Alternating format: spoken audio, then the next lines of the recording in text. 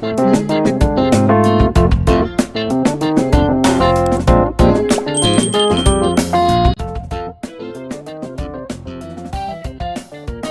3661. Si Henrik na nasa ikawalong ranggo ay napakakahanga-hanga. Ang pagkakaiba sa lakas sa pagitan ng nangungunang 100 ng Soaring Dragon Rankang. Hindi masyadong malawak ang mga magsasaka. Ang kanilang mga kayamanan at supernatural powers ay ang mga bagay na nagbigay sa kanila ng dagdag na kalamangan. Sa isang tunay na laban hanggang sa dulo, mahirap hulaan kung sino sa top 100 ang lalabas na mananalo. Ang bagong universo ay itinapon sa ganap na kaguluhan. Ang mga prodigy mula sa iba't ibang universo ay nakikipaglaban para sa pangingibabaw at upang mag-ukit ng mga kabayanihan na pamana para sa kanilang sarili. Habang nagpapatuloy ang mga labanan, nag-set up si James ng time formation sa isang espiritual na bundok sa isang tiyak na mundo at inilaan ang kanyang sarili sa paglilinang. Matapos lumitaw ang unang chaotic treasure, lumipas ang isa pang 100,000 taon sa isang iglap. Walang ibang chaotic treasure na lumitaw sa bagong universo sa panahong ito. Gayunpaman, ang hindi mabilang na mahimalang ancestral herbs at macrocosm herbs ay lumitaw sa lahat. Ang mga ito ay lubos na pinagtatalunan ng mga powerhouse sa ika-13 universo. Lumipas ang 100,000 taon sa labas, ngunit mas matagal pa ang ginugol ni James sa time formation. Sa nakalipas na mga taon, maraming primitive na nilalang ang ipinanganak sa planeta kung saan naroon si James. Ang mga primitive na nilalang na ito ay nagtatag din ng kanilang sariling mga sekta. Guro, ano ang nasa bundok sa unahan? Bakit namin pinaghigpitan ang pagpasok sa lugar? Sa isang espiritual na bundok, maraming mga gusali ang itinayo sa tuktok. Isang matandang lalaki at isang dalaga ang nakatayo sa harap ng mga gusali. Ang matanda ay mukhang nasa 70 hanggang 80 taong gulang. Nakasuot siya ng kulay lila at may makapal na balbas. Nang marinig ang mga salita ng dalaga, tumingin siya sa espiritual na bundok sa di kalayuan. Then, he replied solemnly, hindi rin ako sure. Ang espiritual na bundok na iyon ay umiral na mula pa noong paglilihi ng ating sekta. Mayroong isang malakas na porma sayon sa paligid ng bundok. Ang aming tagapagtatag ay naghinala dito at idineklara itong isang restricted area, na pumipigil sa mga disipulo na gumala doon. Ang kabataang babae ay tumingin sa espiritual na bundok sa malayo na may pagkamausisa. Swoosh! Biglang nahati ang bundok, at isang nakabulag na puting liwanag ang bumungad sa langit. Kasabay nito, yumanig sa lupa ang isang puwersang mapang-akit. May bumaril mula sa malalim na ilalim ng lupa. Pagkatapos, dahan-dahan itong bumaba at huminto sa harap ng dalaga. Nanlaki ang mga mata ng dalaga sa gulat at hindi makapaniwala. Nakasuot siya ng puting damit at mukhang mga 18 o 19 na taong gulang. Ang kanyang mukha ay kabataan, at siya ay may magandang figure. Mukha namang inosente at ethereal ang dalaga. Napatingin siya sa bagay na nasa harapan niya. Ito ay isang puting scarf. Kumaway ang scarf sa kanyang harapan. Mayroon itong mahiwagang mga inscription na bumabalot sa tela at naglalabas din ng mahinang puting liwanag. Inabot ng dalaga at ibinalot ito sa kanyang mga balikat. Automatikong nakapulupot ang scarf sa kanyang mga balikat, na lalong nagpaganda sa kanyang kagandahan. Guro, siya bimb na may isang maliwanag na ngiti. Ang matandang katabi niya ay may time na ekspresyon. Bumantong hininga siya at sinabing, hindi ko inaasahan na may lalabas na chaotic treasure sa sekta natin. Ang chaotic treasures ay puno ng mahika. Pinili ka nito bilang may-ari sa sandaling ito ay nilikha.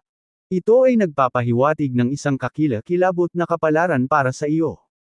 Ang matandang lalaki ay medyo malakas na quasi-ancestral god. Alam niya ang kasalukuyang kalagayan ng kanilang universo. Maraming tagalabas ang pumasok sa ika-13 universo upang kunin ang chaotic treasures na lumitaw doon. Dahil lumitaw ang isang chaotic treasure sa kanilang sekta, nagkaroon siya ng masamang hinala na gagawin nitong battlefield ang dati nilang mapayapang lupain. Ang pangalan ng babae ay Quanesha Semera. Hindi masyadong mataas ang cultivation rank ni Quanesha, at kakapasok lang niya sa divine rank. Sa kabila noon, alam niya ang sitwasyon ng kanilang universo. Tumingin siya sa matandang nasa harapan niya at buong pananabik na nagtanong, ano ang dapat kong gawin, guru? Napatingin ang matanda sa scarf sa kanyang balikat. Siya ay isang quasi-ancestral god at nararamdaman ang mahiwagang kapangyarihan na nagmumula sa scarf. Alam ng matandang lalaki na ito ay isang chaotic treasure na nabuo mula sa mga kapangyarihan ng langit at lupa, at maaari nitong payagan ang kanilang sekta na umunlad sa mga darating na panahon. Puntahan natin ang founder natin. Pagkatapos magsalita, hinayla ng matanda si Quanesha. Sa malayong espiritual na bundok, nagising si James mula sa kanyang paglilinang. Nakaramdam siya ng mahiwagang kapangyarihan, tumingin siya sa malayo at bamulong, hindi ko inaasahan na mabubuo ang chaotic treasure dito. Parang partikular na inilaan para sa babaeng iyon. Tamang-tama sa kanya ang scarf. Napatingin si James sa malayo. Bagamat naramdaman niya ang isang chaotic treasure, hindi niya sinubukang agawin ito. Masasabi niyang nakatadhana ito kay Quanesha. Hindi masyadong inisip ni James ang tungkol dito. Mabilis niyang sinuri ang kanyang cultivation rank. Sa panahong ito ng paglilinang, muling bumuti ang kanyang tibay ng isip. Bago niya alam, nasa quasi-ancestral god second rank na siya. Ang theosophical rank ay medyo kapansin-pansin. Matapos maabot ng katatagan ng isip ng isang tao ang theosophical rank, ang pagsasama ng path seals ng isang tao at mental na lakas ng loob upang bumuo ng supernatural powers ay posible. Mula sa sinaunang panahon, ang makapangyarihang supernatural powers at secret arts ay nagmula sa yugtong ito. Ipinikit ni James ang kanyang mga mata, at lumitaw ang kanyang 16 na path seals. Bagamat sila ay magkahiwalay na path seal, nararamdaman niyang lahat sila ay bahagyang konektado. Biglang tumaas ang aura niya. Nakita ni James ang isang mabituing kalangitan na unti-unting nawasak ng kanyang 16 na path seals power. Bumulong siya, Grand Destruction. Ito ay isang bagong supernatural power na ipinanganak mula sa pag-uugnay ng kanyang 16 na path seals, na tinatawag na Grand Destruction. Ito ay isang supernatural na kapangyarihan na maaaring sirain ang isang mundo o bawasan ang kalahati ng isang universo sa kawalan.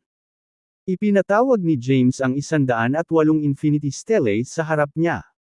Sa panahon ng cultivation na ito, pinagbuti niya ang kanyang mental na katatagan at sinusubukan ding maunawaan ang Infinity Stellaes. Ang mga mahiwagang inscription ay naitala sa bawat Infinity Stele at medyo komplikado. Hindi sila maintindihan ni James noong nakaraan, at natutunan lamang niya ang anumang itinuro sa kanya ni Sophie. Naunawaan ni Sophie ang mga pangunahing kaalaman ng mga inscription at gumawa ng isang porma sayon. Ngayon, si James ay may kakayahang mabilis na maunawaan ang anumang uri ng teksto. Nakaramdam ng tiwala si James sa kanyang lakas. To be precise, panatag siya sa chaotic treasures na nasa kanya. Bukod sa Boundless Pagoda, ang Infinity Stellaes ay maaari ding bumuo ng Boundless Steel. Gamit ang kanyang isip, inutusan ni James ang Infinite Stellaes sa paligid ng kanyang katawan na kumalat at magtipon sa malayo. Ang 108 Infinity Stellaes ay pinagsama upang bumuo ng isang napakalaking Boundless Steel. Ang Boundless Steel ay napakalakas at tila kaya nitong durugan ang isang buong universo. Ito ay isang kahanga-hangang chaotic treasure. Napatingin si James sa Infinity Stellae sa malayo na may kasiyahan. Kaagad pagkatapos, iniwan sila ni James. Matagal na akong nag-iisa. Oras na para lumabas ako para mamasyal. Tumayo si James at nag-inat ng katawan. Isa na siyang quasi-ancestral god sa theosophical rank. Bukod dito, pinagkadalubhasaan niya ang isang bagong supernatural na kapangyarihan, ang Grand Destruction. Kumpara noong una siyang dumating sa 13th universe, mas malakas siya ngayon. Habang papaalis na si James, bigla niyang naramdaman na maraming tao ang nagmamadaling pumunta sa planeta. Ang makapangyarihang mga individual na nakasakay patungo sa espiritual na bundok na si James ay nasa at agad na nahulog sa hanay ng bundok. Boom! Ang kakilakilabot na kapangyarihan ay dumaan sa himpapawid at tumama sa hanay ng kabundukan, na agad na naglaho sa mga durog na bato. Sa kabutihang palad, si James ay nagtayo ng isang porma sayon sa paligid ng espiritual na bundok, na iniligtas ang bundok mula sa pagkawasak. Samantala, ang sekta sa paligid ng bulubundukin ay nawasak, at maraming tao ang namatay sa trahedya mula sa pag-atake. Ibigay mo ang chaotic treasure, at ililigtas ko ang iyong buhay. Hindi kayo karapat-dapat sa chaotic treasure. Ang mga galit na kahilingan ay nagmula sa langit. Maraming tao ang nagkukumpulan sa harap ng isang nasirang bulwagan. Kasama nila si Quanesha. Ang puting scarf ay lumipad sa kanyang mga balikat, na nagmukhang pino at ethereal. Guro, Grand Patriarch, ano ang dapat nating gawin? Nanginginig sa takot si Quanesha. Ang chaotic treasure ay pag-aari mo, Quanesha, ibig sabihin ito ay kabilang sa Mount Snow Sect. Ibibigay natin ang ating buhay para protektahan ito. Kailangan mong makatakas kaagad. Umalis mula sa likod ng mga bundok. Pumunta sa restricted area at humingi ng tulong sa powerhouse na nagtatanim doon. Ang Grand Patriarch ng Snow Mountain Sect ay sumigaw at sumugod patungo sa langit. Saktong paglilipad niya sa langit, nataman siya. Bago pa bumagsak ang kanyang katawan sa lupa, tuluyan na itong nawasak sa kawalan. Atake. Marami sa mga powerhouse ng Mount Snow Sect ang nagalit at agad na sumugod sa langit dala ang kanilang mga sandata. Kahit na ang Mount Snow Sect ay isang makapangyarihang sekta sa planetang ito, hindi sila kapantay ng mga bumibisitang powerhouse. Sunod-sunod ang pagkamatay ng mga powerhouse ng Mount Snow Sect sa kanilang pagkamatay. Kalahati ng mga miyembro ng Mount Snow Sect ay nabura kaagad. Nang makita silang nag-aalay ng kanilang buhay, mabilis na tumakbo si Quanesha patungo sa likod ng mga bundok ng walang pag-aalinlangan. May isang espiritual na bundok sa likod ng kanilang sekta, na umiral na mula nang itatag ang kanilang sekta. Gayunpaman, walang sino man ang pinahintulutang pumasok. Nakarating si Quanesha sa espiritual na bundok ngunit hinarangan ito ng mga porma sayon sa paligid nito. Tulong, sir. Mangyaring iligtas ang Mount Snow Sect. Lumuhad siya sa lupa at nagmakaawa na humingi ng tulong. Sa di kalayuan, ang mga powerhouse ng Mount Snow Sect ay sumugod sa kanilang mga kaaway ngunit walang awa silang pinatay. Sa isang maikling sandali, sila ay ganap na nabura. Tumayo si James sa ibabaw ng espiritual na bundok at tumingin sa ibang mga universo. Mga kababalaghan sa di kalayuan na may time na ekspresyon. Sa kanyang kasalukuyang lakas, kumpiyansa siyang kakayanin niya ang mga ito. Gayunpaman, nag-aalangan siyang masangkot sa bagay na ito. Kung siya ay makikialam sa mga gawain ng Mount Snow Sect, siya ay karaniwang naglalagay ng isang target sa kanyang ulo. Bumulong si James, naparito ako sa bundok na ito, at ang mga taong ito ay nanirahan dito pagkaraan ng ilang panahon. Sa mahigpit na pananalita, maaari silang ituring na aking mga alagad. Pagdating sa napagtanto, napagpasyahan na niyang humakbang sa bagay na ito. Ang Mount Snow Sect ay nabuo sa loob ng 100,000 taon at itinuturing na isang makapangyarihang sekta na may 10-10 milyong mga disipulo sa planetang ito. Gayunpaman, nagkaroon ng kaguluhan at naramdaman ng mga individual mula sa ibang mga universo ang isang chaotic treasure na lumilitaw sa paligid at mabilis na nagmadaling lumapit upang makuha ito. Upang sakupin ang chaotic treasure, winasak nila ang Mount Snow Sect. Sa sandaling iyon, si Quanesha lamang ang nakaligtas. Swoosh! Ang mga dayuhang powerhouse ay bumaba mula sa langit at lumitaw sa labas ng mga guho. Hindi sila nagpatuloy ng walang ingat, dahil naramdaman nila ang isang mahiwagang porma sayon sa unahan nila. Matapos masaksihan ni James ang lahat, nagpasya siyang tanggapin ang mga bagay sa kanyang sariling mga kamay. Siya ay nagsagawa ng karma path. Bago na itatag ang Mount Snow Sect, nilinang niya ang isang kalapit na espiritual na bundok. Sa makatuwid, itinuring niya silang kanyang mga alagad. Sa sandaling iyon, binuwag ni James ang porma sayon. Lumabas si James sa formation na nakasuot ng puting roba. Tiningnan niya si Quanesha na nakaluhod sa labas ng porma sayon, lumakad, at sinubukang tulungan itong tumayo. Bago niya mahawakan si Quanesha, ang scarf na nakapulupot sa kanyang mga balikat ay naglabas ng isang malakas na puwersa at pinalayas siya. Wow! Kahanga-hanga! Natamba si James 100 metro ang layo at napabuntong hininga sa gulat. Ang mga kahanga-hangang nanunood mula sa malayo ay agad na naintriga. Masasabi nilang ang scarf ay talagang isang makapangyarihang chaotic treasure. Sa sandaling iyon, ang ilan sa kanila ay tumangging maghintay pa at sinisingil sa Quanesha. Mga kapwa magsasaka, Kailangan ba talagang pumunta dito? Lumapit si James, at umalangaw-ngaw ang boses niya sa buong lugar. Ang kanyang boses ay nag-uutos at nagbigay ng impresyon na siya ay nagdedeklara ng isang ganap na batas. Sa sandaling magsalita siya, ang mga powerhouse na nagmamadali patungo sa Quanesha ay tumigil sa kanilang mga truck. Isang powerhouse ang sumigaw, "Isipin mo ang sarili mong negosyo, James." May ilan din na nagtataka na nagbulungan, na wala si James sa loob ng 100,000 taon. I wonder kung gaano siya kalakas. Mukhang mas malakas siya kaysa noong nasa Fire Realm siya. Ang ilang mga kahanga-hangang bulungan, tinatalakay ang pag-unlad ni James. Lumapit si James kay Quanesha at tumayo sa harapan niya, na parang pinangangalagaan siya. Mabilis ding umatras si Quanesha, nagtago sa likod niya. Tiningnan ni James ang mga guho sa kanyang harapan, marahang umiling, saka ikanaway ang kanyang kamay. Isang misteryosong inscription ang lumitaw mula sa kanyang palad at mabilis na umikot sa pagitan ng maraming iba't ibang anyo.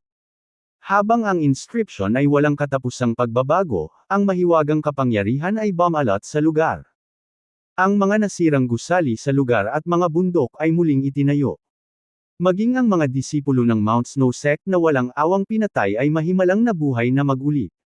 Isang figure ang agad na sumugod kay James. Lumitaw siya sa harap ni James sa isang iglap, itinaas ang kanyang kamay, at buong lakas itong itinulak kay James. Itinaas ni James ang palad at hinarang ang pag-atake. Boom! Dalawang puwersa ng pagsabog ang bumangga sa isa't isa, na nagdulot ng pagsabog sa kawalan. Ang lugar na na-restore ilang sandali ang nakalipas ay nawasak muli. Ang ilang mas mahihinang disipulo ng Mount Snow sect ay tinamaan ng nagresultang puwersa at agad na namatay. Tumayo si Quanesha sa likod ni James at naramdaman ang aftershock na hamampas sa kanya. Bagamat pinrotektahan siya ng Chaotic Treasure, napaatras pa rin siya nito. Si James naman ay panay ang tanim sa pwesto niya. Gayunpaman, ang kanyang kalaban ay pinalipad at iniluwa ang isang subo ng dugo. Ang umatake sa kanya ay si Stanley, ang taong nakalaban niya sa Fire Realm. Nagulat si Stanley. Paano ito posible? Natahimik siya sa hindi makapaniwala. Paano kaya nagkaroon si James ng pagbuti sa loob lamang ng 100,000 taon? Halos hindi mapigilan ni James ang kanyang mga pag-atake gamit ang Elemental Path Seals ng Genesis noon. Ngayon, madali na niyang nalabanan ito at sapat na ang lakas niya para magluwa siya ng dugo sa isang simpleng pag-atake. Lumingalinga si James sa paligid at hinampas ang kamay niya. Lumabas muli ang Law of Inscriptions mula sa kanyang mga palad, na muling binuhay ang mga disipulong napatay sa epekto. Kaagad pagkatapos, ipinatawag ni James ang 108 Infinity Steles. Ang Infinity Steles ay kumalat at bumuo ng isang tore. Napapaligiran ng tore ang buong Mount Snow sect. Lumabas si James sa barikada at tiningnan ang lahat ng mga kaaway na nagkukumpulan. Paprotektahan ko ang lugar na ito at ang Chaotic Treasure ng dalagang ito, deklara ni James. Pinilit ni Henrik ang kanyang dila at bamulong, kahanga-hanga. Mabilis siyang nag-improve. Gayunpaman, ang labanan para sa huling Chaotic Treasure ay tumagal ng halos 3,000 taon. Natatakot ako na mahihirapan siyang protektahan ang isang ito. Haha! Napuno ng mapagmataas na tawa ang hangin at isang lalaki ang lumitaw sa kawalan. Natatakot ako na hindi ka sapat na malakas para protektahan sila. Nang makita ni Henrik ang lalaking papalapit ay nagdilim na ang kanyang ekspresyon. Mabilis siyang naglakad palapit kay James at bamulong, "You must be careful of this guy, James." Siya ay nasa ika-10 ranggo sa Soaring Dragon Rankang. Ang Soaring Dragon Rankang. Ito ang unang narinig ni James ang termino. Tumango si Henrik at nagpaliwanag, ang laban para sa Chaotic Treasure na lumitaw sa Fire Realm ay tumagal ng 3,000 taon. Sa panahong ito, ang Macrocosm Ancestral Gods mula sa iba't ibang universo ay lumikha ng ranggo para sa mga kahanga-hanga sa ika-13 universo. Ang listahan ng rangkang ay tinatawag na Soaring Dragon Rankang. Sa James 16 na Path Seals, iilan lang sa kanila ang nakaugnay sa isa't isa. Kasama rito ang Elemental Path Seals, ang Yin at Yang Path Seals, at 5 Great Paths. Ang iba ay gumana ng nakapag-iisa sa isa't isa.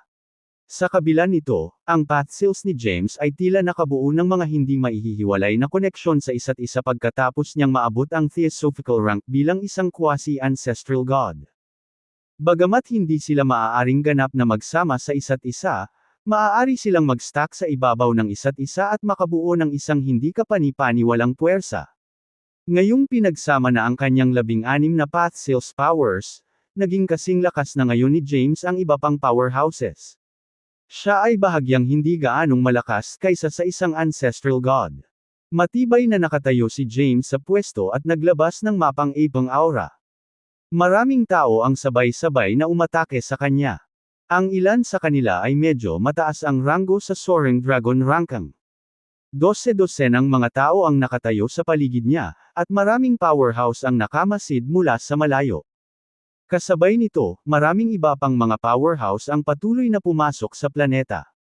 Masyadong malakas ang draw ng Chaotic Treasure. Tumagal ng 3,000 taon para matapos ang labanan para sa unang Chaotic Treasure. Sa makatuwid, ang pag-aayos sa labanan sa pangalawang Chaotic Treasure ay magiging mahirap. Kailangang dalhin ng bawat isa ang kanilang buong lakas upang pasanin. Umatras sa malayo si Henrik at nakatanaw sa malayo. Hinawakan niya ang baba niya at bamulong, nakakatakot ang aura niya. Siya ay nasa theosophical rank lamang bilang isang quasi-ancestral god ngunit maaaring magpakawala ng napakalakas na enerhiya. Ito ay napaka-interesante.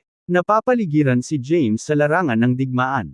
Ang kanyang aura ay hindi kapanipaniwala, at ang kanyang mahaba at itim na buhok ay sumasayaw sa hangin. Sabi ni James, gusto niyo bang awayin ako ng one-on-one o mas gugustuhin ninyong mag-atake ng sabay-sabay? Sasabihin kong sabay-sabay kayong lumapit sa akin. Kung hindi, walang sinuman sa inyo ang magkakaroon ng pagkakataon laban sa akin. Ang 10th rank powerhouse sa Soaring Dragon Rankang ay mayabang na sumigaw, akin ang brat na ito.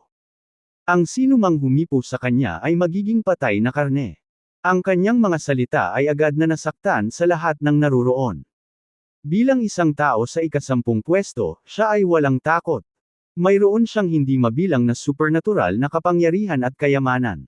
Halos hindi siya matalo sa one-on-one na labanan. Napatingin si James sa lalaking nagsalita. Binalaan siya ni Henrik na ang lalaking ito ay ika-10 sa Soaring Dragon Rankang. Nakasuot ng kulay abong balabal ang lalaki at namumula ang mukha. Siya ay medyo bata at malusog.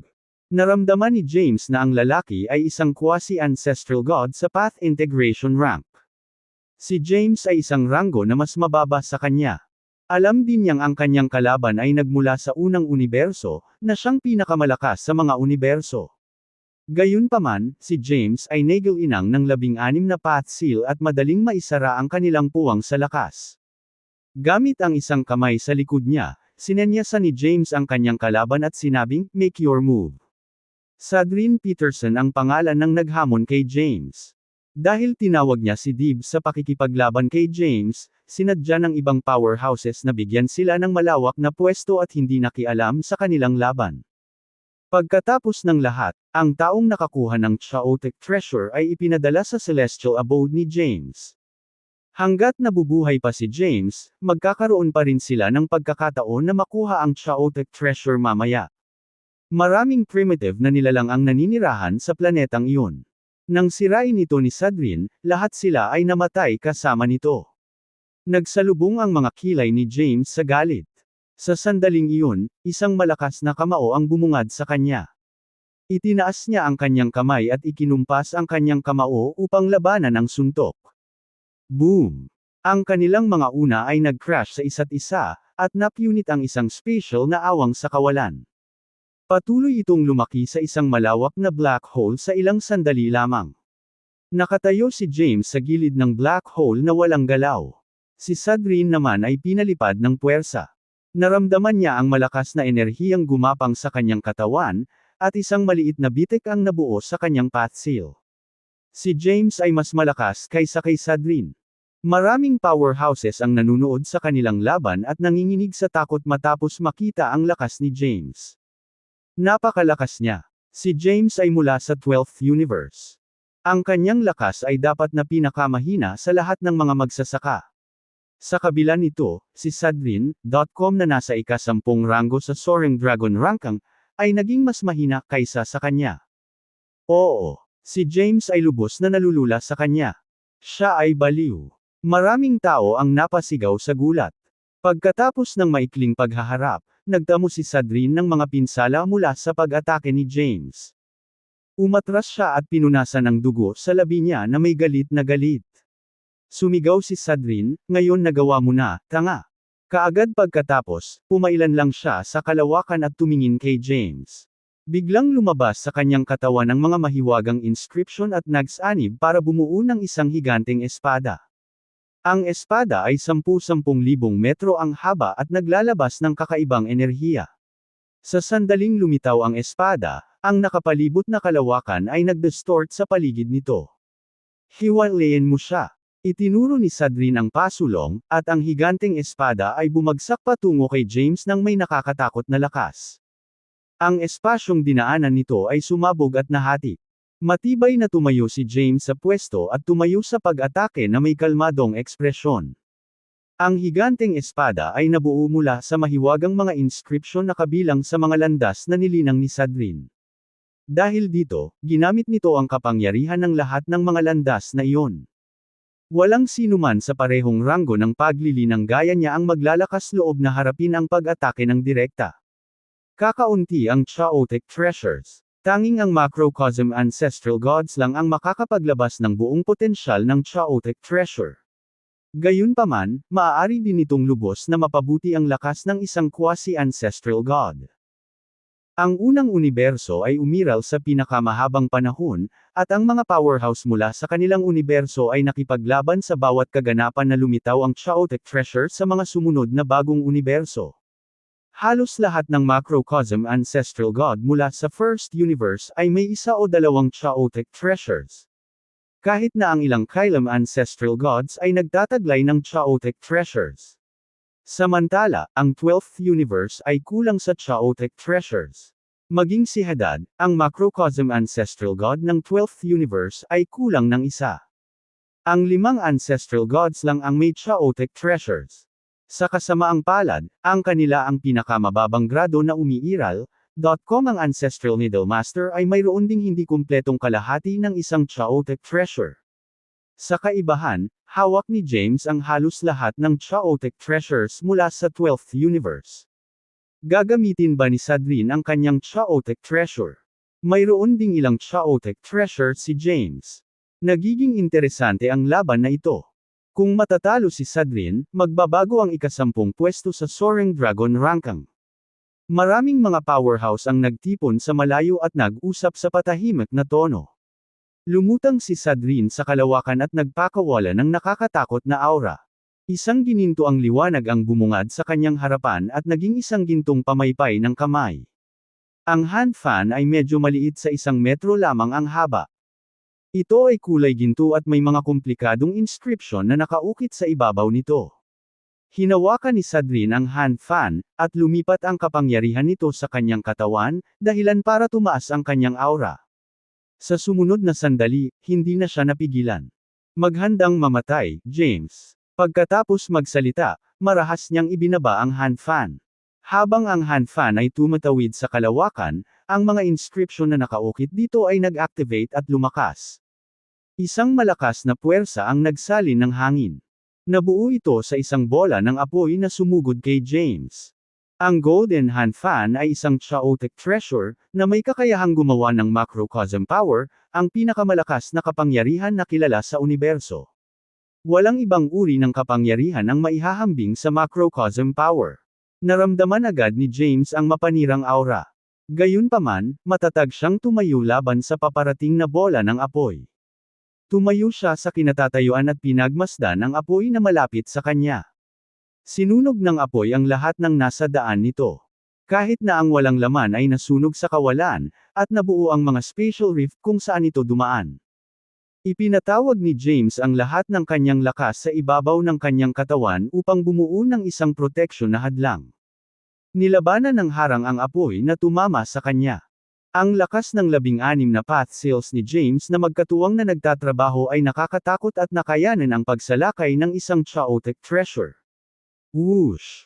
Nagpatuloy ang apoy sa paligid niya. Gayunpaman, hindi nabigla si James dito. Sa kasamaang palad, ang chaotic treasures ay napakalakas. Tuloy-tuloy na ibinaba ni Sadrin ang hand fan, na nagpakawala ng sunod-sunod na apoy kay James. Maya-maya, may lumabas na crack sa protective barrier sa katawan ni James. Alam ni James na hindi magtatagal ang hadlang sa ganitong sitwasyon. Sa kabila noon, tumayo siya sa kawalan at ngumisi. Ang iyong chaotic treasure ay walang silbi. Damn it! Galit na galit si Sadrin. Parang nag-iba agad ang aura ng hand fan. Muli niyang itinapat ang hand fan kay James, at nabuo ang tidal waves. Gamit ang enerhiya ng parehong apoy at tubig, ang lakas ng mga pag-atake ni Sadrin ay tumaas ng malaki. Basag. Nahati ang protective barrier sa ibabaw ng katawan ni James. Nang makitang malalampasan na ang protection na hadlang, patuloy na inilipat ni James ang kanyang enerhiya sa hadlang upang patibayin ito. Maraming powerhouses ang nakamasid mula sa malayo. Wow! Kahanga-hanga si James. Siya ay lumalaban sa pagsalakay ng isang chaotic treasure. Natatakot ako na walang ibang tao sa 13th universe ang makakagawa nito. Iyan ang elemental fan ng Holy Master of Elements. 1/3. Isa itong pambihirang armas. Talaga. Ito ang chaotic treasure ng Macrocosm Ancestral God mula sa First Universe. Ang pangalan niya ay ang Holy Master of Elements. Ang elemental fan ay maaaring gumawa ng kapangyarihan ng 5 elemento, na ang bawat isa ay kasing lakas ng macrocosm power. Umpisa pa lang. Ang Sadrin ay nagpapakita lamang ng isang bahagi ng kapangyarihan ng elemental fan. Maraming mga powerhouse ang nagsalita tungkol sa labanan. Patuloy na iniindayog ni Sadrin ang kanyang elemental fan sa kalawakan. Ang kapangyarihan ng apoy, kahoy, metal, tubig, at lupa ay lumitaw at pinalibutan si James. Ang kapangyarihang nagmula sa elemental fan ay naiiba sa 5 elemento ng Genesis. Hindi tulad ng elemental inversion na maaaring pagsamahin ang elemental powers, ang iba't ibang elemento ng elemental fan ay hindi maaaring pagsamahin sa isa't isa. Sa kabila nito, maaari pa rin silang gumawa ng nakakatakot na kapangyarihan. Nang ilabas ni Sadrin ang lahat ng 5 elemental powers, hindi napigilan ni James ang mga ito gamit ang kanyang lakas ng mag-isa. Nabasag kaagad ang kanyang protective barrier, at tinamaan siya ng elemental power. Ang kapangyarihan ng elemental fan ay dumaloy sa kanyang katawan at nasugatan siya mula sa loob. Nawala si James at umatras sa malayo. Inipon niya ang kapangyarihan ng landas ng buhay upang mabilis na gumaling ang kanyang mga sugat. Boom! Sa sandaling magsara ang kanyang mga sugat, ang kapangyarihan ng elemental fan ay dumaan muli sa kanya. Pabalik-balik na umiwas si James sa mga pag-atake.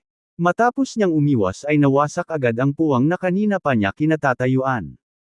Ang kapangyarihan ng isang chaotic treasure ay nagwawasak. Bago ginamit ni Sadrin ang elemental fan, halatang dehado siya. Sa kanyang chaotic treasure, binalingan niya si James. Alam ni James na kailangan niyang umasa sa kanyang mga emergency na hakbang at supernatural powers para harapin ang elemental fan. Walang humpay na hinabol ni Sadrin si James at hinabol siya gamit ang iba't ibang kapangyarihan ng elemental fan. Nawasak ang bawat lugar na dinaanan ng elemental power. Ang paligid na espasyo ay nabasag na sa mga piraso.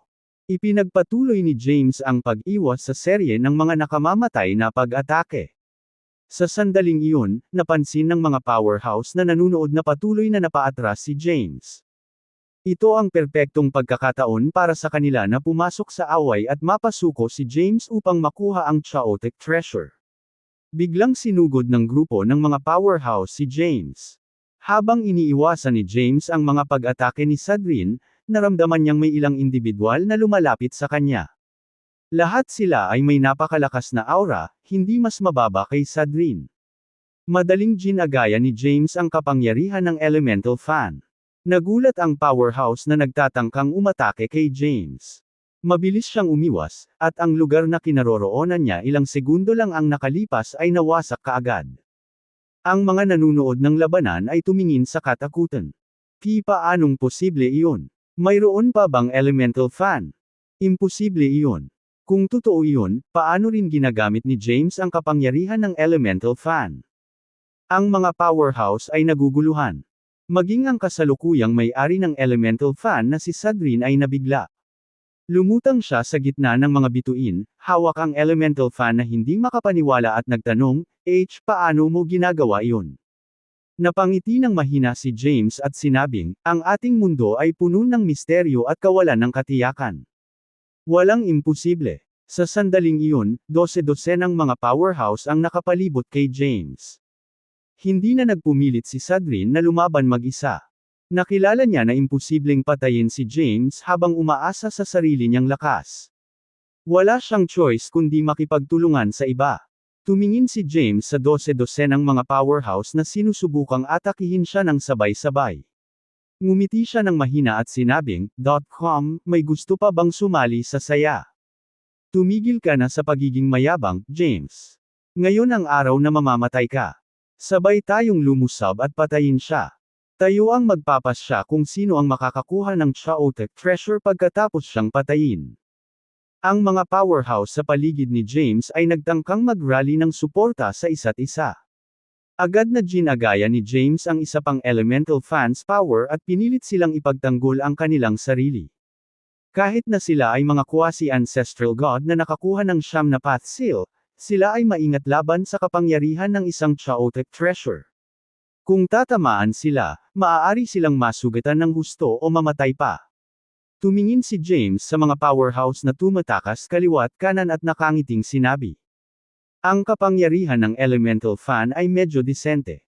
Ito ay lubos na kapaki-pakinabang sa labanan. Ikaw. Nagalit si Sadrin sa mga panunuya ni James. Inunat ni James ang kanyang katawan at walang pakialam na sinabi, sige, oras na para tapusin ito. Tapos na akong mag-init, kaya tapusin na natin ito. Kaagad, isang itim na liwanag ang lumitaw sa kanyang harapan at naging isang mahabang itim na espada. Sa sandaling lumitaw ang espada, ang mga powerhouse ay huminga sa takot. Iyon ba ay isang Chaotic Treasure? Galing ba ito sa Dark World? Haha. Dalhin ito sa tingin mo ba natatakot ako? Tumawa ng malakas si James.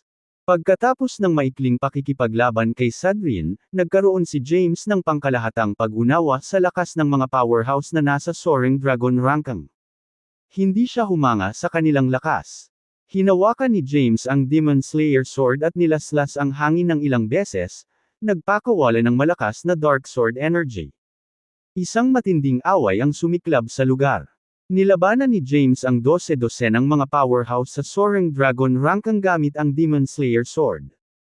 Ang huling labanan sa unang Chaotic Treasure ay tumagal ng 3,000 taon.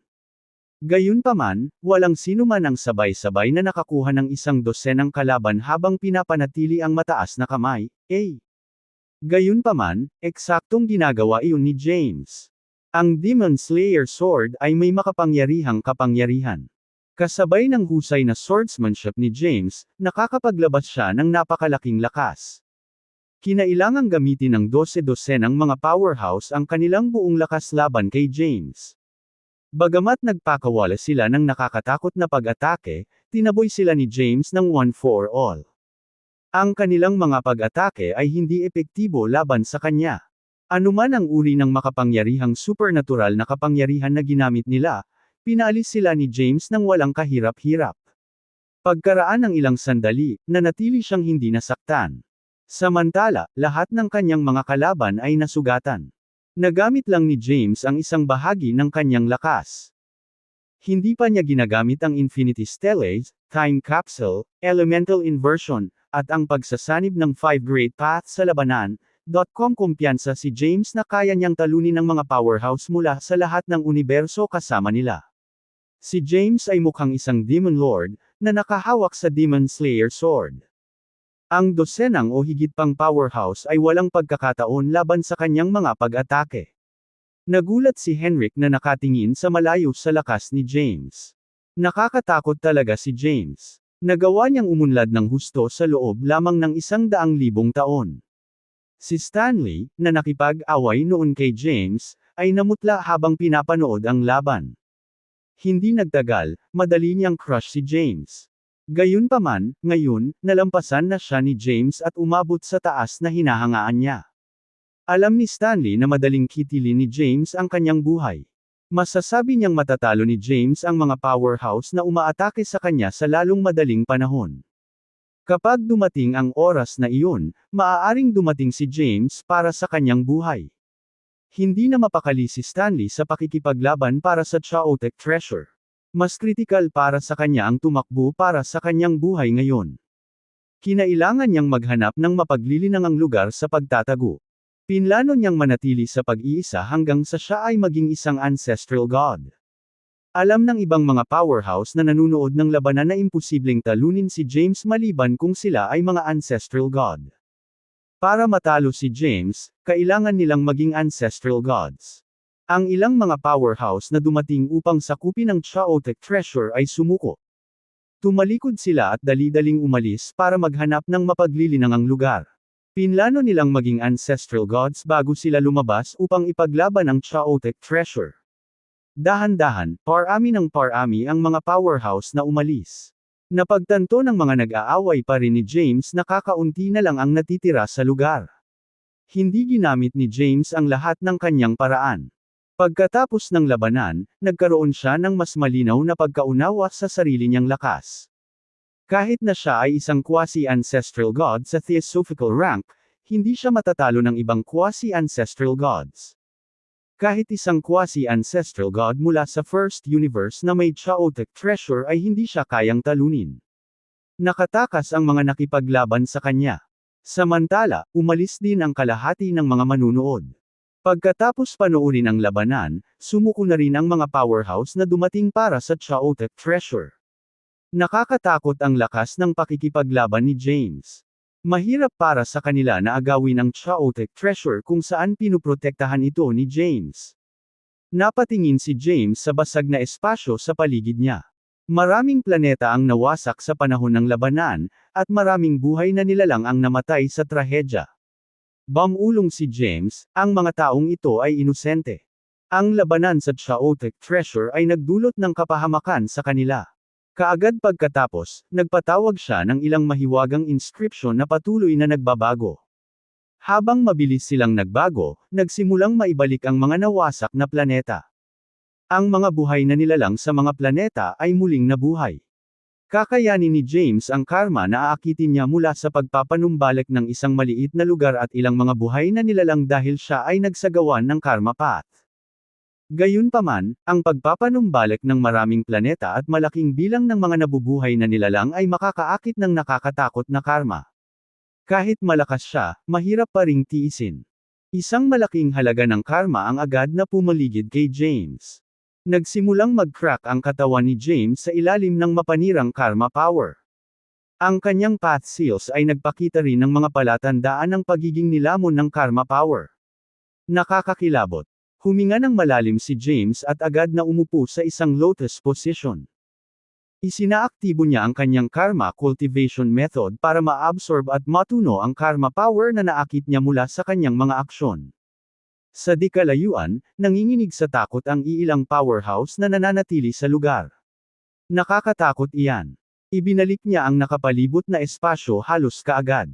Kaya ba niyang kontrolin ang landas sa langit na ito ng universo? Imposible yun. Kung nakontrol na niya ang heavenly path ng bagong universo, Comet ay nangangahulugan na siya ang Panginoon ng bagong universo at maaaring maging isang macrocosm ancestral god. Napuno ng mga talakayan ng espasyo habang pinagmamasdan ng mga powerhouse si James mula sa malayo. Masasabi ni Henrik na si James ay nasa problema at hindi makareact sa isang pag-atake. Kaya, pinuntahan niya si James at pinagmasdan ang kanyang paligid upang pigilan ang sinuman na maglunsad ng palihim na pag-atake sa kanya. Swoosh! Sa sandaling iyon, isang figure ang bumaba mula sa malayo. Nakasuot ng beige robe ang lalaki at mukhang mga 30 taong gulang. Napakatangkad niya at medyo gwapo. Lumutang siya sa himpapawid at tumingin kay James, na nag-aalis ng karma power, mula sa malayo. Ito ang taong unang nirerango sa Soaring Dragon Rankang. Dumating din siya. Siya ang disipulo ng Panginoon ng unang universo. Siya ay tinuruan mismo ng makapangyarihang Panginoon. Nilabag din niya ang limitasyon ng landas sa langit at nilinang niya ang 10 landas. Ang Yermole de Viro ay isang nakakatakot na powerhouse. Balita ko isa na siyang ancestral god. Sa sandaling lumitaw si Yermole, ang mga powerhouse na nasa paligid ay agad na bumulalas. Si Yermole ay isang talagang nakakatakot na tao. Gumawa siya ng pangalan para sa kanyang sarili sa labanan sa unang Chaotic Treasure na tumagal ng 3,000 taon. Nagranggo siya ng numero 1 sa Soaring Dragon Rankang, na nagpatibay sa kanyang lakas. Nang makitang papalapit si Yermole, sumimangot si Henrik. Tumingin siya kay James, na pilit pa ring inaalis ang karma na naakit niya, at nagsimulang mag-alala para sa kaligtasan ni James. Si Yermole ay isa ng ancestral god. Bukod dito, nasira niya ang limitasyon ng Heavenly Path at nilinang niya ang 10 landas. Siya ay walang alinlangan dito para sa Chaotic Treasure. Matapos bahagyang sumimangot, lumapit si Henrik kay Yermole na nakangiti at sinabing, "Hey there. Hindi ba ikaw si Yermole, ang taong unang nag-rank sa Soaring Dragon Rankang? Dumating ka rin ba para sa Chaotic Treasure?" Tumingin si Yermole kay Henrik, bahagyang tumango, at sinabing, "Oo. Dumating ako para sa Chaotic Treasure." Pagkatapos, tumingin siya sa direksyon ni James at sinabing, "Hindi ko talaga akalain na si James, na napakahina noon sa Fire Realm, ay naging ganoon kalakas sa loob lamang ng 100,000 taon. Naiintriga ako. Kahit hindi dahil sa Chaotic Treasure, gusto ko siyang ipaglaban." Nagmura si Henrik sa kanyang puso, "Gusto mong lumaban? Isa ka ng ancestral god sa mas mataas na cultivation rank kaysa kay James. Maglalakas loob ka bang ipaglaban siya kung pareho kayo ng ranggo?" Bagamat hindi nasisiyahan si Henrik, nanatili siyang may ngiti sa labi habang bumubulong sa kanyang puso. Ang batang iyon ay nahawahan ng karma, at sinusubukan niyang alisin ito ngayon. Hindi mo naman siguro naiisip na awayin siya habang nadidistract siya, di ba? Mahinahong sumagot si Yermole, "Napakaraming macrocosm ancestral gods ang nanunood mula sa labas. Ipapahiya ko ang aking amo kung gagawin ko iyon." Gumaan ang loob ni Henrik sa kanyang mga sinabi. Maaaring labanan ni James ang 100 o higit pang mga powerhouse sa Soaring Dragon Rankang. Magkakaroon siya ng pagkakataon laban kay Yermole. Alam ni Yermole na maraming macrocosm ancestral gods ang nanunood sa kanila. Sa makatuwid, kailangan niyang sakupin ang Chaotic Treasure fair at square. Wala siyang intensyon na labanan ang isang nakakagambalang kalaban. Pinatalsik at pinipigilan ni James ang karma power na naakit niya. Kasabay nito ay ang atensyon niya sa paligid. Alam niyang may ibang powerhouse na lumitaw sa malapit. Ang powerhouse ay unang nireranggo sa Soaring Dragon Rankang at isa ng ancestral god. Siya ang unang nakarating sa ancestral god rank sa bagong universo, hindi kasama ang mga primitive na nilalang. Sa mga primitive na nilalang na nabubuhay, ang ilan ay ipinanganak na ancestral gods. Gayunpaman, sila ay mga ancestral god na may isang uri lamang ng path. Ang mga ninuno na Diyos na tulad nila ay medyo mahina, at ang mga kababalaghan mula sa iba pang mga universo ay madaling pumatay sa kanila. Upang mabilis na sugpuin ang karma power, nag-set up kaagad si James ng time formation. 100 taon ang lumipas sa isang kisap mata. Sa wakas ay na-disperse ni James ang time formation.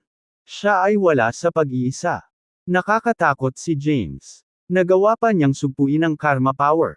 Excited ang ibang powerhouses nang makita si James dahil may inaasahan silang laban. Ito ay isang labanan laban sa unang pwesto sa Soaring Dragon Rankang. Kung matalo ni James si Yermole, papalitan niya ang pwesto bilang una sa Soaring Dragon Rankang. Sa nakaraan, walang sino man ang maniniwala na ang isang tao mula sa 12th universe ay magkakaroon ng pagkakataon na labanan ang isang powerhouse mula sa 1st universe. Gayunpaman, nasaksihan nila si James na kumuha ng 100 o higit pang mga powerhouse at alam nila ang lakas ni James. Nang makitang ibinuwag ni James ang time formation, tumingin si Yermole sa kanya at sumigaw, "James, hindi mo mapoprotektahan ang Chaotic Treasure. Kahit na kaya mo sa ngayon, hindi mo ito mapoprotektahan kapag ang iba ay naging ancestral gods. Binitiwan ni James ang kanyang mga labi at sinabing, ang Chaotic Treasures ay espiritual at maaaring pumili ng kanilang sariling mga Panginoon.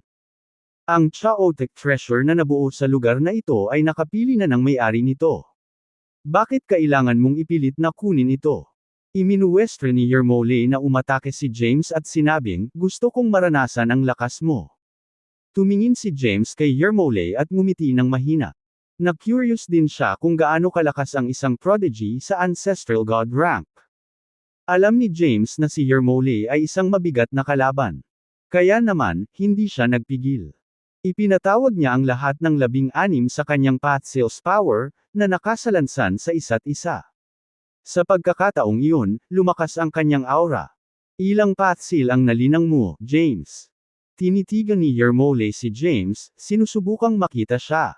Noong nasa Fire Realm sila, naramdaman niya ang iba't ibang kapangyarihan mula sa aura ni James.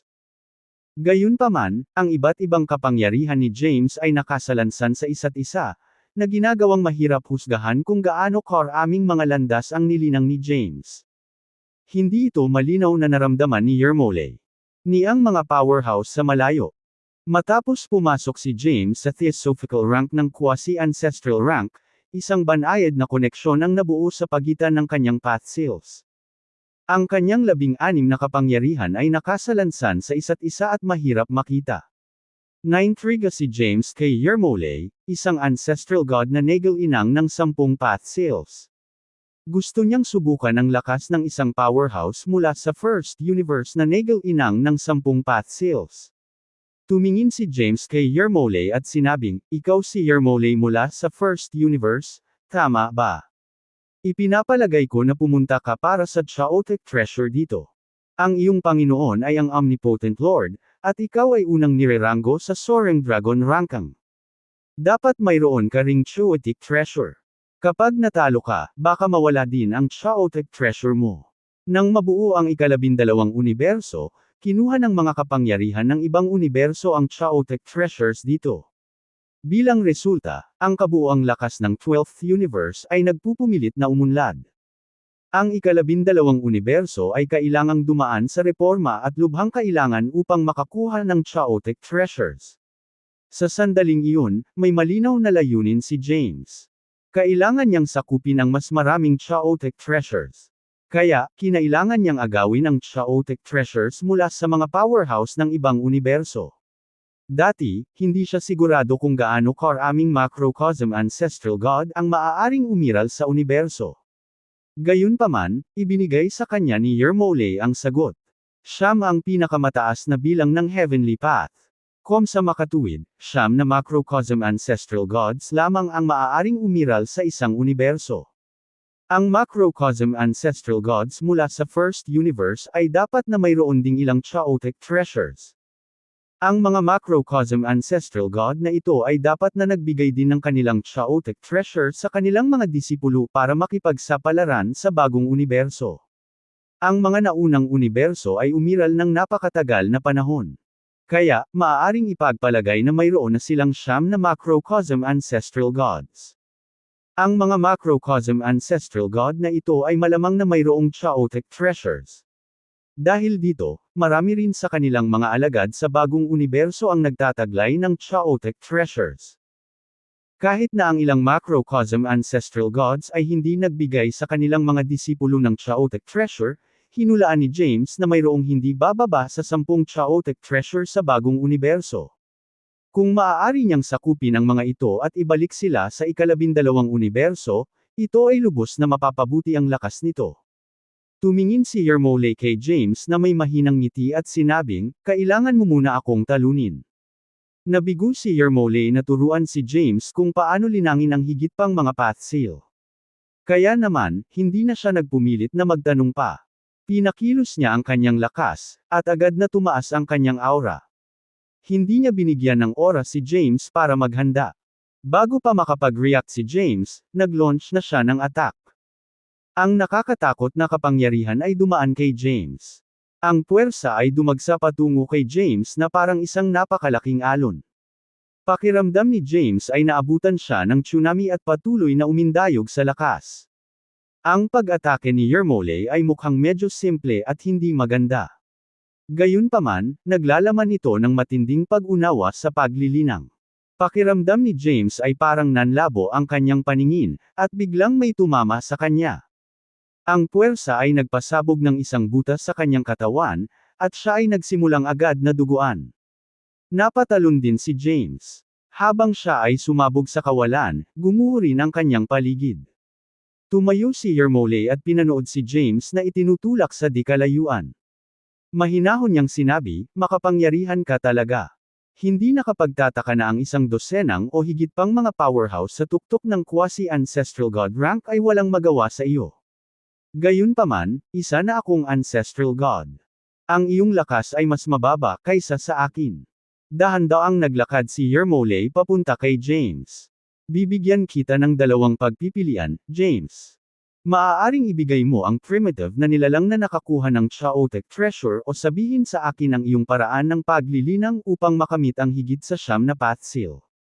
Umalangaw-ngaw ang boses ni Yermolay.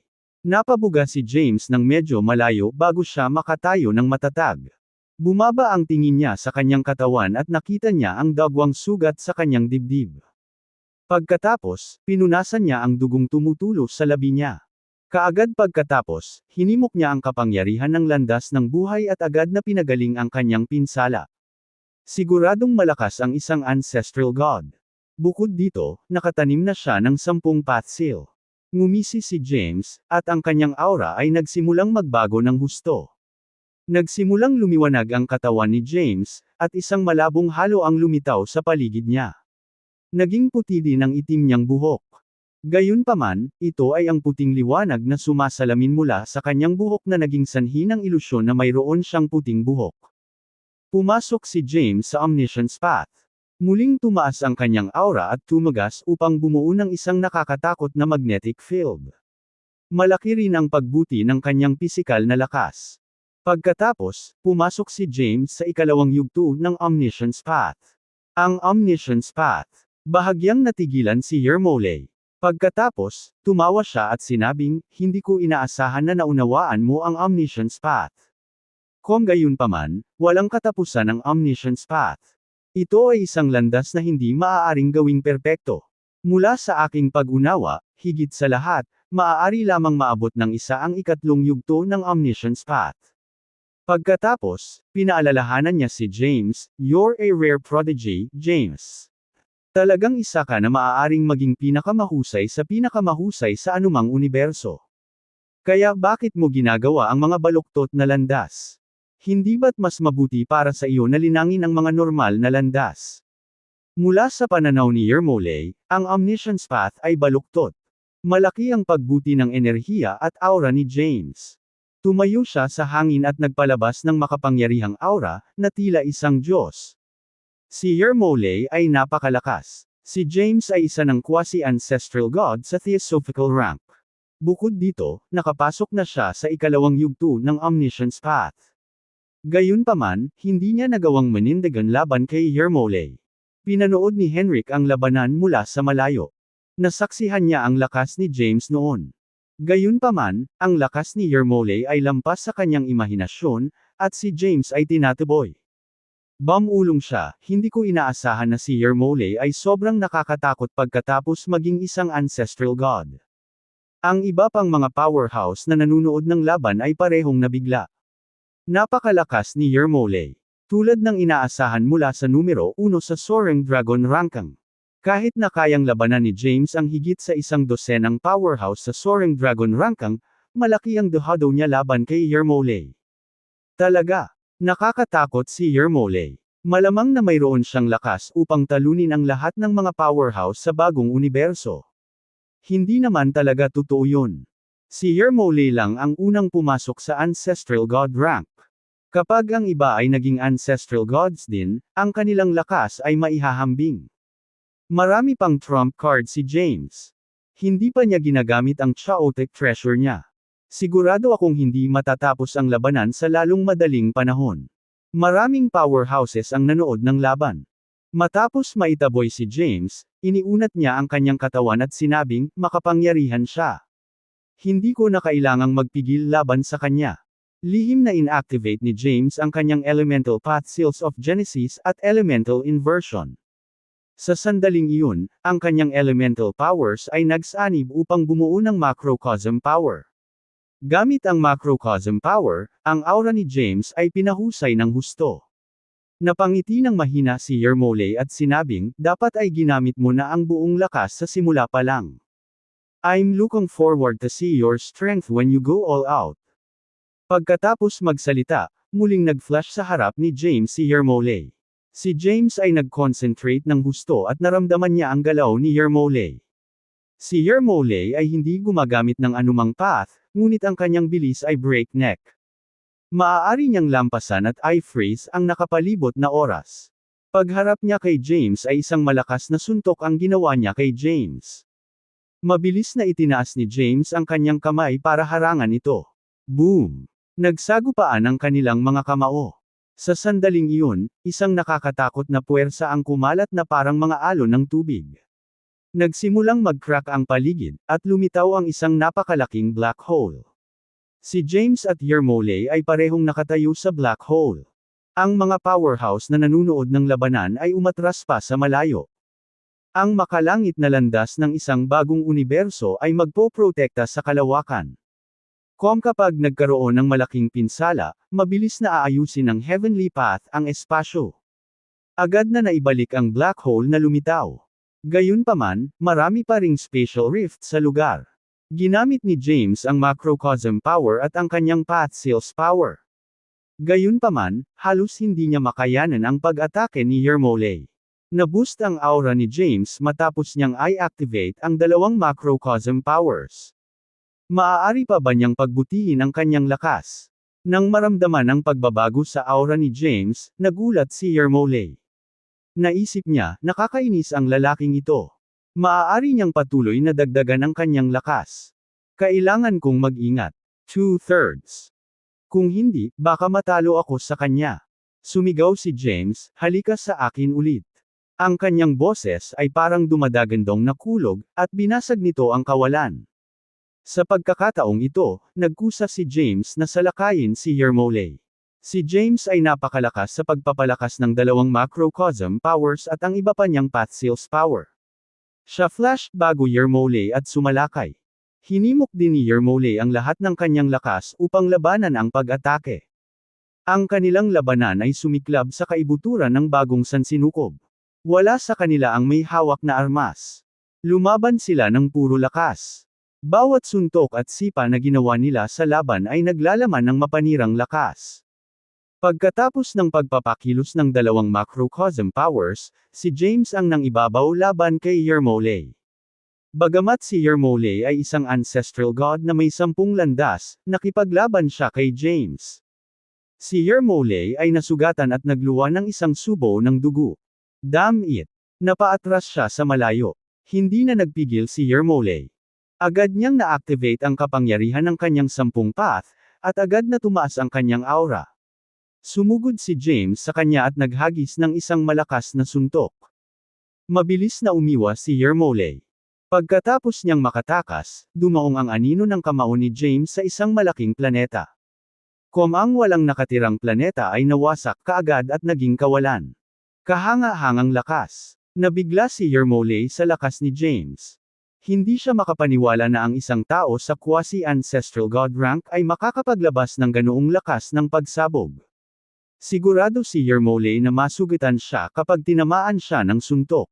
Sa sandaling iyon, lumitaw ang mga mahiwagang inscription sa ibabaw ng kanyang katawan at nakakabit sa kanya. Ang mga inscription ay nagpabuti ng kanyang pisikal na katawan at lakas ng pagtatanggol. Sumigaw si Yermole, dalhin mo. Tapos, kinasuhan niya si James. Muling nagharap ang dalawa, nagsusuntukan at nagsipa sa isa't isa. Bawat galaw nila ay sumasabog ng napakalakas na lakas.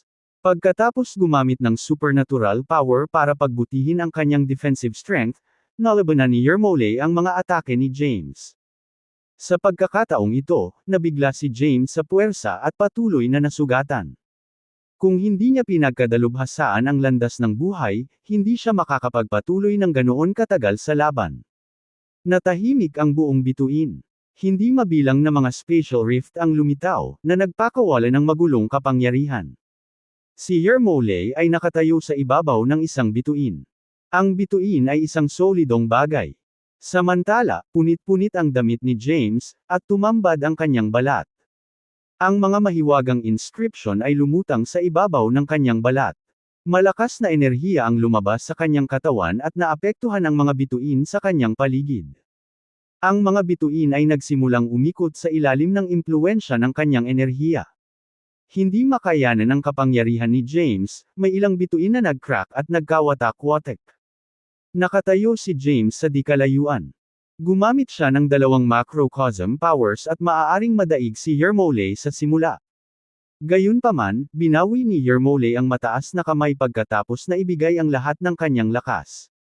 Puno ng mga sugat ang katawan ni James.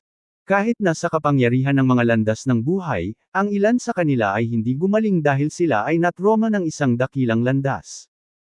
Isinaaktibo ni James ang kapangyarihan ng 5 dakilang daan, pinagsama ang mga ito upang mabuo ang kanyang ikatlong kapangyarihang macrocosm. Sa sandaling nabuo ang ikatlong macrocosm power ni James, nakasalansan ito kasama ng dalawa pa niyang macrocosm powers. Sa sandaling iyon, isang napakalaking aura ang sumabog mula kay James. Katawan. Maging ang macrocosm ancestral gods na nanunood mula sa labas ng bagong universo ay nagulat. Kahanga-hanga ang batang ito.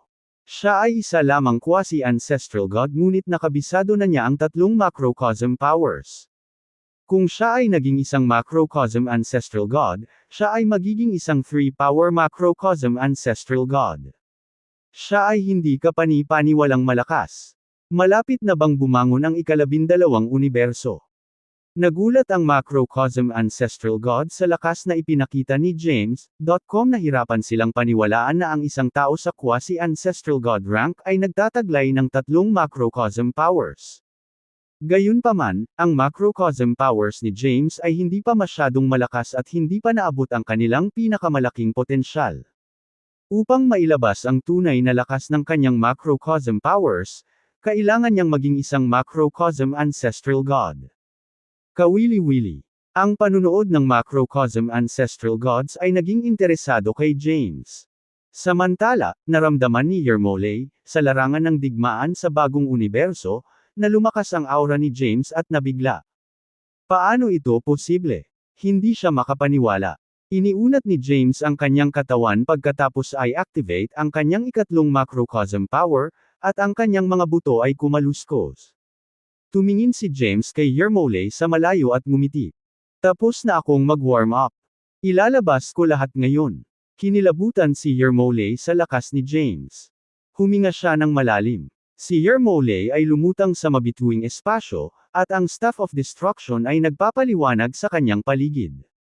Sa sandaling iyon, mukha siyang isang ethereal na nilalang. Ang espasyo ng bagong universo ay hindi pa nagpapatatag at mawawasak kung magpapatuloy tayo sa pakikipaglaban dito. Baka masira natin ang buong universe. Paano kung lalaban tayo sa chaos, James? Ang espiritu ng pakikipaglaban ni Yermole ay tumaas ng husto. Nang makitang si James ay may kakilakilabot na lakas, gusto niya ng magandang laban. Anuman ang kalalabasan, gusto niyang makipag all out kasama si James. Sa unang universo, siya ay halos walang kapantay laban sa mga kaparehong ranggo ng paglilinang. Wala siyang nakilalang karapat dapat nakalaban nitong mga taon. Para sa isang beses, maaari siyang lumabas ng lahat sa isang labanan. Ang makapangyarihang Panginoon ay ipinagkaloob sa kanya ang Staff of Destruction. Ang Staff of Destruction ay isang chaotic treasure na nilagyan ng macrocosm core. Nakuha ng Omnipotent Lord ang macrocosm core mula sa chaos.